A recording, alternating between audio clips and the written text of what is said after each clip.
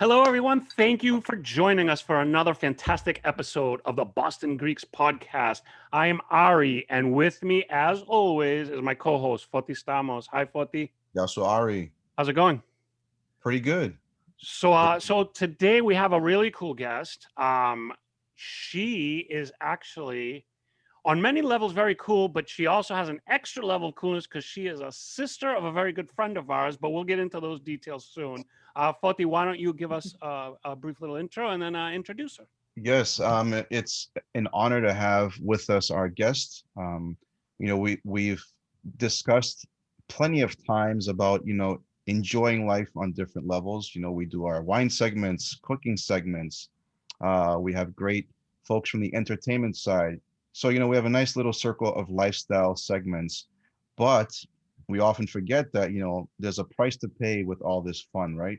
So to keep ourselves in check, we thought about our guest who can basically give us maybe a reality check and keep things in mind so that we can still take the approaches to having fun um, in a format that kind of reminds us that at some point we can't always keep drinking, we can't always be eating the way we eat.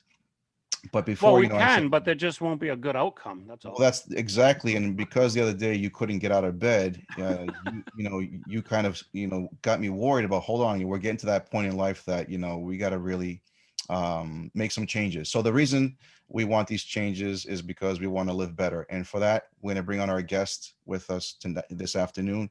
We want to welcome Ismini, who runs a program called Diets by Ismini, which you can tell us a little bit more about that. But Ismini, welcome to the show. Thank you so much for taking time out of your busy day to be with us. Thank you guys for having me as a featured guest. Absolutely. Very honored. We're very excited because we're going to talk about some things that interests us greatly, that we've been trying to kind of, it's like two of the three stooges here with me and Foti. We're like, we want to do so many things, but we're just running around like clunking our heads together. But we want to have some sort of format and some sort of like guidance and like, nutrition and diet and exercise and all these things play such a vital role, and moderation and all this stuff. So this is the stuff we really want to learn more, and we would love to pick your brain a little bit, and get your insights and just what you think. So like, Foti, where would you want to? Well, everyone we come across is meaning in our circle, our network, our audience, it seems like that someone is trying something to be better, whether it's a specific diet, a lifestyle change, a certain type of training fitness program. I think that someone is doing something, and it seems like there's trends.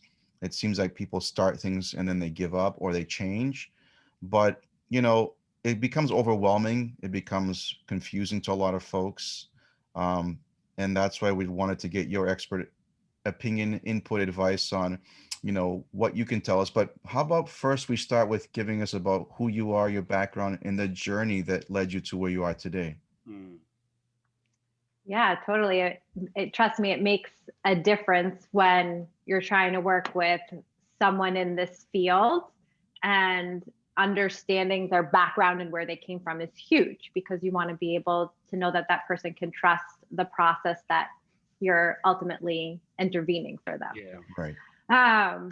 So where do I begin? I have been a registered dietitian for almost 11 years. I went to Framingham State for my undergrad and completed a master's degree in nutrition science. Oh, cool. And I started my career in outpatient counseling, specifically in weight loss and weight management. So right from the start, I dug right into the field that I was always interested in, because that's ultimately what I wanted to do. I wanted to provide medical nutrition counseling to help people sustain healthy lifestyles. And the reason why I wanted that literally has to do a lot with our culture and where we come from. We are surrounded by food. We grew up around it. It is a place of love and comfort. And, I had exactly that home from, being brought up with my grandparents and going to Greece. And so food was always just like a really big part of my lifestyle, along with the going to Greece and getting, oh, pues páginas comments, right? It's very, very common to just be judged on how your body is, or if you're a little bit bigger, or if you're not thin enough. And so it was always kind of like, not necessarily like a battle for me, but I was always conscious of what I put into my body and how I felt in my health as a child, kind of growing up. So going into nutrition and counseling and being able to create self-awareness for other people and to do it in a healthy, non-fad, approachable way was kind of my goal. Wow. So that's how I landed in nutrition and nutrition counseling.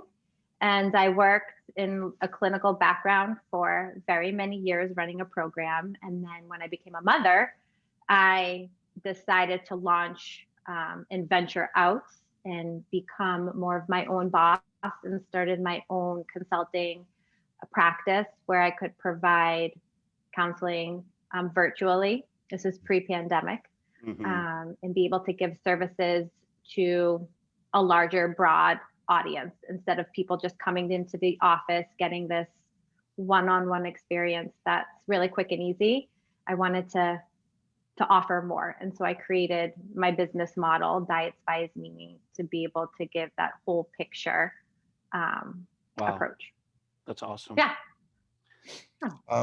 So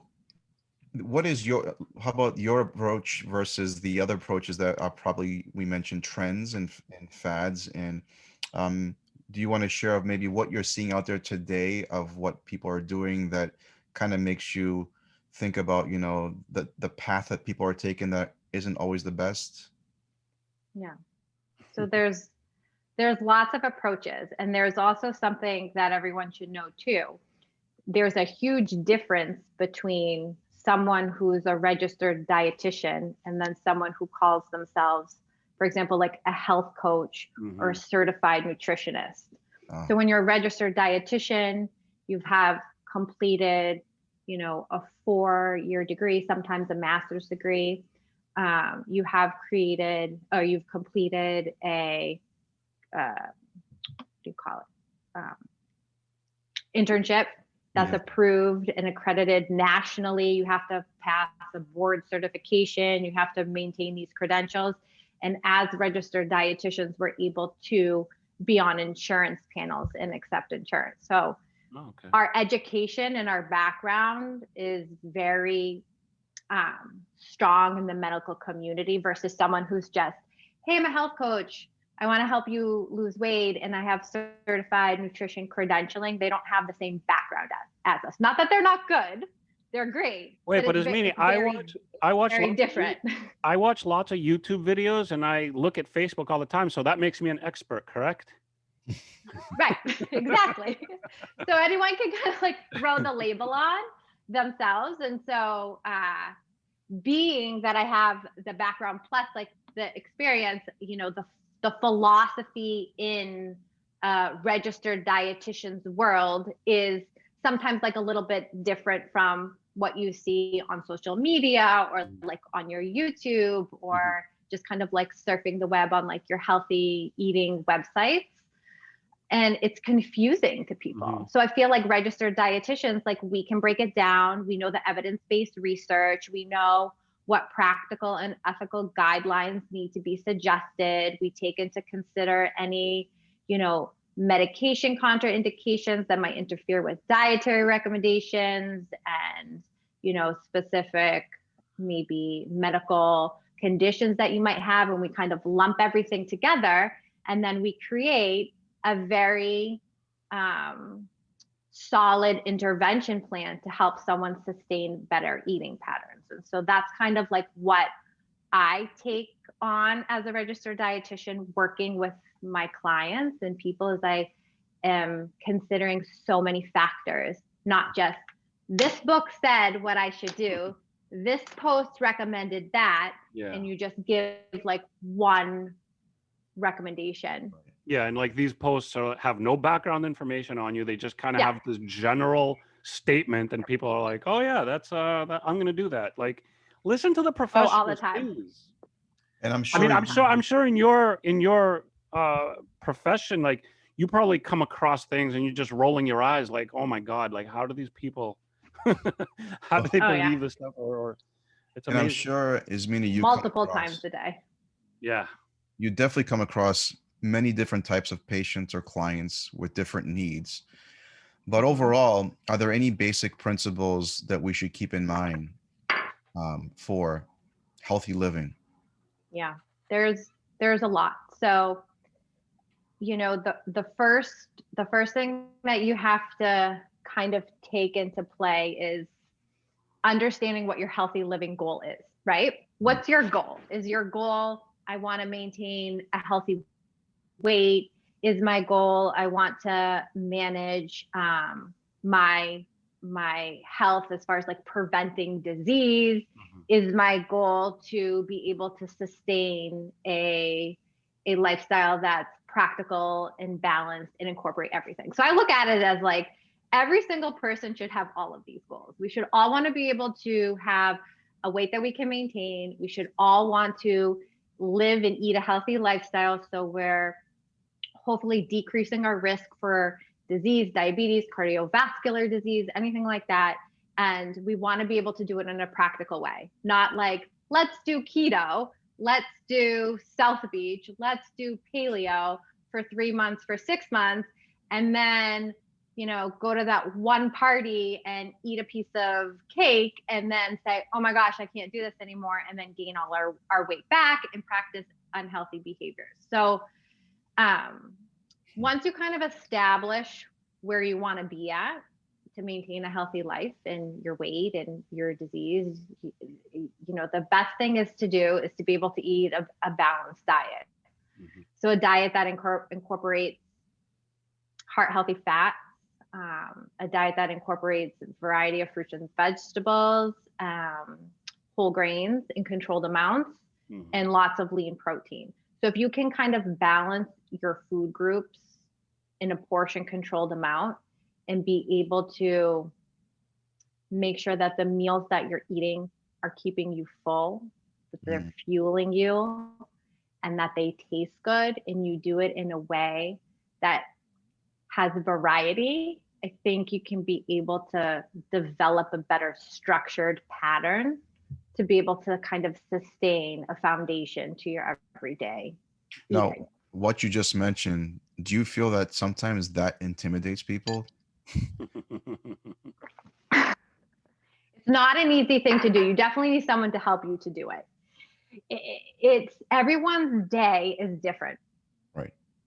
Right? Like for your day, you're like running around, getting your kids. Like I'm working all day long, talking to clients. I barely have time to eat breakfast, let alone grab a lunch. You know, then I have to go and make dinner while other people are working like 3 to 11 shifts, or they're, you know, sitting all day and they don't have time to even prep anything, and they're going out to eat. So it's really having to work with someone to understand what that daily pattern is and be able to kind of like pinpoint what to change, how to change it, and where those modifications would be best and most practical for the person. And that's where in the beginning of our segment, I mentioned distractions, you know, distractions because of our environment leads to the temptations of grabbing something quickly. Or even I notice that people like load up on these like bars of, whether they're considered protein bars, snack bars, just to tie them over until they can get to a meal. But I think most of these items are probably loaded with sugars and sodium to begin with. And then you mentioned about, you mentioned about, what to keep in mind. And I think we often give up because we're so overwhelmed. Yeah. There's sometimes there's a lot of temptation. And that's why structures, really needed. So when you start your day, right, and you're thinking, okay, how am I going to do this? You want to start your day fueled with a balanced meal. So you want to have something that has some sort of like protein and carbohydrate combination to get started. So you don't want to say, hey, I'm running out the door and you're going to grab a donut, right? Or you grab a bagel. That's just going to increase your blood sugar and not provide you with any balance for sustainability. So having something like an English muffin with peanut butter, you know, so a carbohydrate source with like a protein, or you had a couple hard-boiled eggs and a piece of fruit and a Greek yogurt, or you had oatmeal and some almonds and a hard-boiled egg on the side. Some sort of protein in combination with a good whole grain source is a really great way to kind of begin that blood sugar balance in the morning and to be able to start your day versus just relying on sugar and carbs. What are your thoughts, Ismini, on this whole new phenomenon that we keep seeing about intermittent fasting? Oh, so intermittent fasting is another kind of newer trend, I would say, to the wellness world. Yes. There's actually like a lot of beneficial research that says that intermittent fasting can be helpful in weight management. The idea is that it is very hard to practice an intermittent fasting day. So to be able to fast for 14 hours, 16 hours, or 18 hours without food is definitely achievable, but not in the long term, and therefore weight regain will happen. So we generally say, or I generally say, to avoid long periods of intermittent fasting. But, you know, it would be healthy and appropriate to say, I'm going to eat between the hours of 7 and 7 p.m. Because if I eat past 7, I'm in, you know, the kitchen grabbing a handful of Cheez-Its, and then I'm going to sit in the living room and I'm going to watch my show and the commercial's going to come on, and then I'm going to go back in and eat, you know, some ice cream, and then I sit back down. And so if you say, I'm going to fast after 7 or intermittent fast to help decrease nighttime eating, nighttime grazing, it can actually be a positive. So it can be utilized actually effectively if done in a very reasonable way to meet your lifestyle needs. But people, so people I'm no, go ahead. I was going to say, I'm for it in a way. In a way. But if you do try to practice it, I mean, you still have to have some sort of responsibility during the hours that you're eating. Like, it's not like, well, I'm not eating after 7, and I won't eat until like 11 a.m. or something. But during that brief moment between 11 a.m. and 7 p.m., I'm just stuffing my face with a million things. Like, the fasting is not going to do anything for you. You still have to be, you know, kind of responsible with. You still have to make some manageable changes within your window, right? So just like if you were like, I'm going to exercise and I'm going to go to CrossFit, or I'm going to go box, or I'm going to do this running, but I'm going to eat whatever I want. It's going to serve no purpose if your goal is for weight loss whatsoever. There's that rule that we keep hearing about, like 80-20, like 80% of what you do is nutrition and 20% is your training or your physical activity. Is that something that you agree with? Oh yeah, 100%. I'm all about the diet. I love when my clients want to participate in an exercise routine, but sometimes making too many changes up front isn't necessarily the best way to go. So implementing, again, a dietary intervention to meet someone's lifestyle needs, to find a pattern that they can follow appropriately, stay consistent with, is much more effective in terms of weight loss and weight management. And then at that point, when they're ready, implementing an exercise pattern and regimen would be the next step. I do very good believe point. that. So it starts with what you put in your mouth, right? It starts with what you put in your system. and then everything else comes along. Because like you mentioned, you could be exercising all you want, but if you're not eating properly, it all goes to waste, in a sense. In most cases, I mean, trust me, there have been instances where it's been opposite. So it's not that it's impossible, it's just probably more effective in the long run, because why wouldn't you want to learn how to eat healthfully for your lifestyle forever? Mhm. So if you don't learn that skill, how Yeah. will you ever maintain your weight?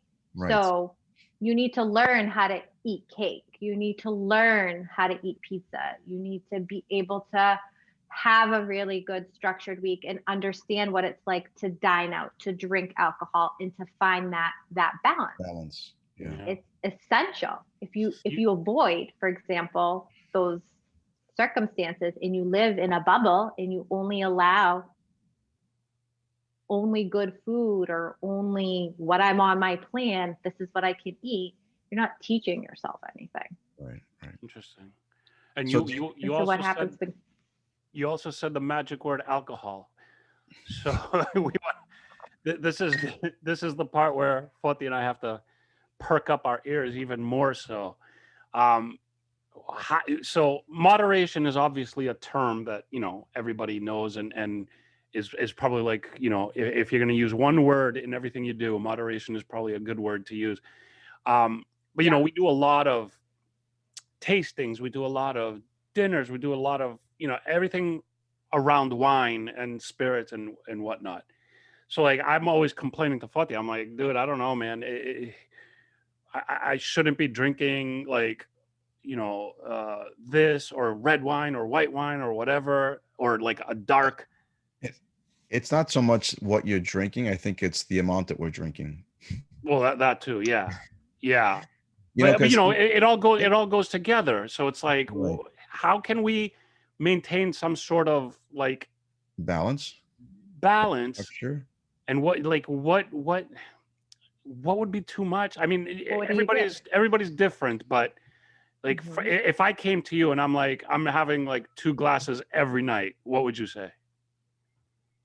So if your goal is to maintain your weight, and you feel like, for example, the alcohol consumption that you're practicing is too heavy, right? Is that what you're saying? And you want to learn to decrease it.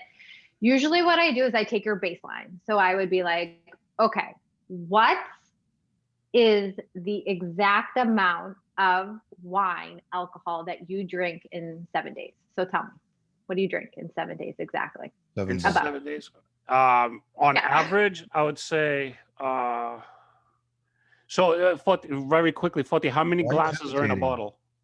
There's 4.5. So there's about 4 healthy pours of glasses in a bottle. So say 4 glasses of wine.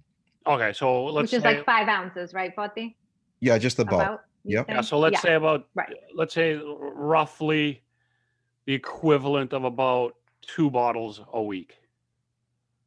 You drink 2 bottles a week. So Not normally, but I'm saying like there was a point in the pandemic that I was. Okay.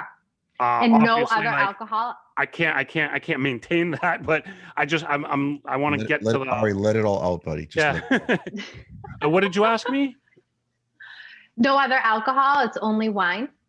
So at my peak again during the pandemic, when Foti and I were doing like tasting clips like all the time, and stuck in the house and going crazy like a lot of people were. I was going about 2 bottles a week. Nothing else really, just red wine. Okay. All right. So I usually start off with finding someone's baseline. So say your baseline was, we'll just put it like 6 glasses of wine in a week. The first step that I would do is say, okay, make a goal. Is your goal now 6? Can you realistically do 4? And my client will say, yeah, okay, I can do that. Like, that's a fair starting point. Then you decide, when is the most fun, when is the most appropriate time for you to eat? Do you enjoy it during the week, or would you prefer it on the weekends? So that would be like my next question. And so then I would decide together with my client, what the plan is for alcohol, when they would drink it, what days would work best for them, and how they would implement those 4 glasses into their lifestyle. So it would be less than their normal. And then they're starting the process of the behavior change to make an intervention. And then I would take it from there. I wouldn't say, oh, okay, you're drinking 6. You can't drink alcohol if you want to lose weight. You have to cut it out. Like, I don't do that with anybody. I just don't feel like that. Again, like, I don't think that teaches you anything. And why take away something when you should learn how to drink it if it's important to you? Yeah. Right. Yeah. So maybe with that. So, I mean, as a dietitian, like, just in general, not me specific, but just in general, Mm-hmm. you wouldn't recommend anybody doing like a daily, or maybe a glass a day is fine, but like anything more than that would probably be, as a dietitian, you would probably think is just a little more than you need. Yeah, I think so. 2 to 3 glasses of red wine per week, I think would be fair. An ultimate goal to get to, I think that would be generally fine if the person didn't have any medical conditions that would contraindicate that recommendation, right? So I think that would be a balanced number. If you needed like an amount, but you have to also look at it as you're not going to get the person who's drinking 6 or 7 glasses of wine per week to go from 7 to 2 or 7 to 3. Like, I don't ever think that that's possible. That's like saying the person who's eating a whole plate of macaronia is now going to eat a half a cup cooked on their plate. It's just not realistic for that transition to happen, because the person's going to do it once or twice and then feel like they can't manage it or feel failed if they don't meet that goal, and then go back to square one. For me, I feel like doing such drastic changes, you said like kind of ease into it, but with food, I think it's harder. With alcohol, it's like I could go like a month and not drink a single thing, and then the next month I'll be like, oh, let's have like 3 glasses, every time we go out. So like with alcohol, it's a little different. That's why I ask in general, what would a dietitian like say is too much, too little? Because that for me, obviously, I'm not gonna, So here's the thing. Yeah, go ahead. When we bring back Ismini for another segment, what should be Ari's goal to go from 2 glasses a day to 1 glass a day? How about we do that, Ari? Yeah, but I haven't drank any wine at all in a week now. Oh, all right. Yeah. So then That's what I'm trying to explain to her. Like with food, if you told me cut sugar out, that's where I would have to ease into it. With alcohol, it's like if you're bored and what the situation is there, I'll drink. If the situation is not there, I won't drink. So it's not like I'm dependent on it. It's not a huge effect for you. No, it's not a huge effect. That's why I'm saying, like, in general, like if you're saying 2 glasses a day is too much, I'll be like, all right, well, let's not do that every time we film one of these segments. But I would like to drink, but not affect my health. So in general, like I feel like 2 to 3 would be fine. All right. You would be generally fine. So you mentioned that you also, have started your own service, Diets by Ismini. And I'm sure there's going to be plenty of folks who are going to be watching this that are going to be curious. Is how does one find out more information about your services and how to get in touch with you? So I would definitely recommend for you to check out my Instagram. That's actually where I launched Diets by Ismini. Oh, cool. It became actually popular through IG. So the business got launched there. So my Instagram is where I would pretty much post everything that's going on in my life related to nutrition, my clients' stories, testimonials, pictures of their food, kind of the reality behind everyone that I work with. So it's like the real deal. So that's Diets by Ismini, obviously on IG. And then I have a website, dietsbyismini.com, where plans can be purchased. You can see the options, the programs that I offer. I offer challenges and customized plans Cool. for anyone who's looking for weight loss, weight maintenance, even as far as fertility plans, GI plans, anything. So anyone who really needs, hey, this is what I have going on and I need you to structure this out, write it out, give me suggestions for breakfast, lunch, dinner, provide me with recipes that meet my goals, plus accommodate my family, along with lots of variety and accountability. All of that gets packaged into one of my plans or programs. Oh, very cool. That's what my client gets. And and honestly, I have seen Diets by Ismini popping up around my Instagram as well, because a lot of people share and mention it, and it's really cool. It looks really cool, and we're gonna link actually your Instagram and your website in the video and podcast. So if you guys don't remember, you'll see it linked as well. And we've known you for a long time. We'll give a little plug to your brother. We've known your brother for a long time. By the way, did he build your website or did you get somebody else? I've done everything. I've done my marketing, everything. It's all me. That's awesome. The whole business was done right when I put my son to bed, and I just worked on it for like months and months and months. Good for you. That's awesome. Nice. All right, so we'll definitely link that up. And like I said, I've seen you all around social media, so everything looks amazing. So everybody out there, absolutely check her out, because everything she said here, and we have to have her back. I mean, there's so much to talk about, because there's not enough time just in these little segments to cover many things. We were real eager to talk about the alcohol, though. But we would love to have like some sort of theme and like pick like different topics if you're down. Like we would love to have you back and just have like kind of a series, because this stuff affects everybody. This is important. It's really important. And you tell me anything about this 20 years ago, I'd be like, whatever, I don't care. 3 o'clock in the morning, I'm at IHOP eating. If I did that now, I'd die instantly.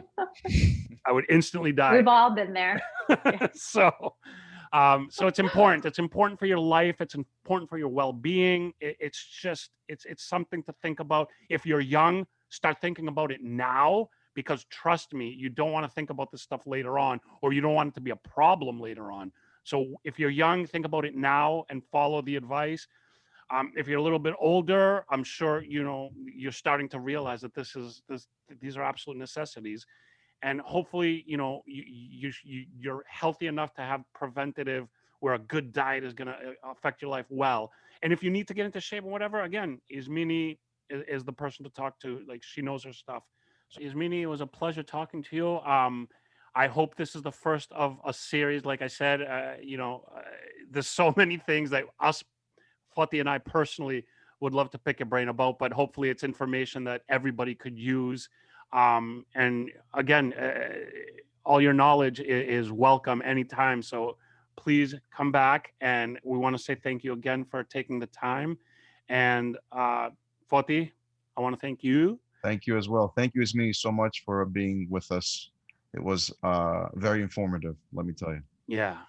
And we want to thank you everybody for having me. Thank you. And we want to thank everybody out there for watching and listening. And like we said, we're going to have Ismini's information linked. So thanks again, and we will see you guys next time. Take care. Bye-bye. Bye.